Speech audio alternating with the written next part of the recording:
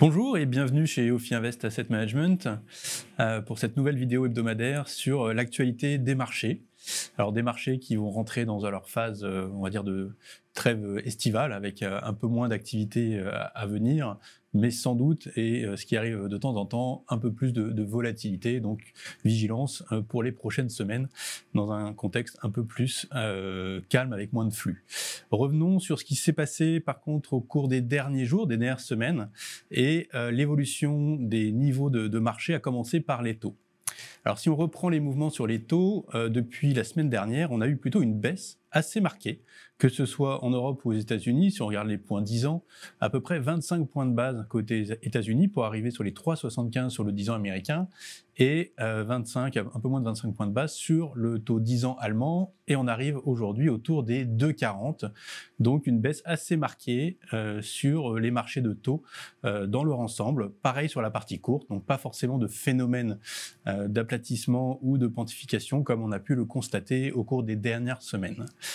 Si on regarde maintenant les niveaux des marchés actions par rapport à la semaine dernière, on a eu aussi une augmentation, une hausse des marchés actions, que ce soit aux États-Unis ou en Europe, que ce soit le Standard & Poor's 500 aux États-Unis avec une hausse d'à peu près de 2,5%, et aussi en Europe, si on regarde l'Eurostoxx avec une hausse de 2,5% également, tirée principalement aux États-Unis par les valeurs de la technologie.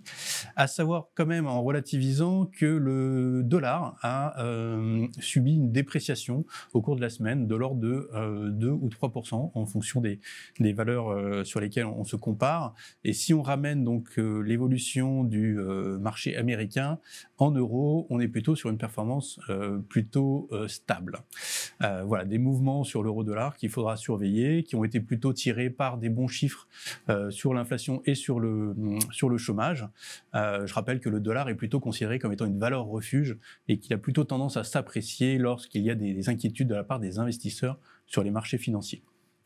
Si on regarde maintenant le marché du crédit, il a profité vraiment de cette période récente des marchés, du fait de la baisse des taux, mais aussi d'un contexte où finalement les marges de crédit, les spreads se sont bien tenus.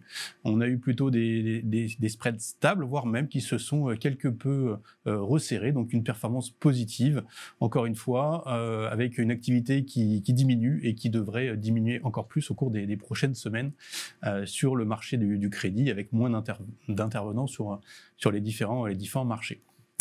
Si on regarde ce qu'a principalement fait évoluer les marchés au cours des dernières semaines, donc on a eu des données macroéconomiques, avec notamment l'inflation aux États-Unis, mais aussi il faut quand même noter qu'on a eu un chiffre sur la croissance chinoise qui a été assez décevant, avec un chiffre à 0,8% sur le deuxième trimestre, qui était en dessous des attentes. Donc c'est vrai qu'il y a eu des inquiétudes sur le fait que la Chine pourrait éventuellement atteindre les objectifs de 5% fixés par le gouvernement sur la croissance annuelle. Alors les 5% sont encore atteignables, donc il faut regarder sur les 4 trimestres de l'année. On a eu un bon premier trimestre, le deuxième trimestre est un peu décevant, et on peut toujours atteindre les 5%, mais c'est vrai que le marché anticipe de plus en plus qu'il va y avoir des mesures de soutien qui devraient être annoncées dans les prochaines semaines afin de s'assurer que cette croissance à 5% soit bien atteinte. Alors qu'est-ce que le gouvernement chinois pourrait annoncer comme mesure? Ce serait principalement des aides assez ciblées, ça peut être des chèques aux ménages, mais ça peut être aussi des soutiens à certains projets industriels dans les régions, et particulièrement soutenir la dette de certaines régions chinoises. Donc on en saura un petit peu plus dans les prochaines semaines, donc ça reste quelque chose à surveiller, donc une donnée un petit peu plus faible qu'attendue. Si on regarde d'un point de vue géopolitique, c'est vrai qu'on sent que la situation a plutôt tendance à s'apaiser entre les États-Unis et la Chine, avec notamment la venue de John Kerry, donc l'émissaire américain en charge des projets sur le climat, donc qui est venu rendre visite à ses homologues chinois. Voilà pour l'actualité des marchés. Si on regarde ce qui va se passer dans les prochaines semaines, donc il faudra toujours être vigilant par rapport aux chiffres d'inflation. On aura le chiffre d'inflation final en zone euro qui devrait être publié autour de 5,5 comme précédemment annoncé pour l'inflation totale et 5,4 pour l'inflation sous-jacente. Et puis on aura dans les semaines à venir, d'ici la fin de mois, les banques centrales, notamment avec une banque centrale européenne qui devrait encore monter ses taux de 25 points de base, et la Réserve fédérale américaine qui doit également monter ses taux de 25 points de base, ce qui serait sans doute la dernière hausse du cycle de resserrement monétaire de la Fed. Donc une réunion très importante à surveiller. Alors d'autre part, nous avons également les publications des résultats des entreprises qui commencent, avec aux États-Unis les grandes banques américaines qui commencent à publier et des résultats qui sont plutôt bons. Par contre, on a pu constater les résultats du groupe Richemont, un des leaders mondiaux du luxe, hein, des résultats qui ont été un peu décevants et qui ont entraîné tout le secteur du luxe à la baisse. Donc on voit des réactions assez fortes sur certains résultats. Donc il faut être vigilant également dans les prochaines semaines sur les prochaines publications qui devraient sortir, et notamment sur ce qu'on appelle les guidance, hein, sur les prévisions des résultats pour les sociétés qui vont venir dans les prochaines semaines. Voilà en termes de principales informations en ce qui concerne les marchés financiers. Un petit mot pour conclure sur nos allocations.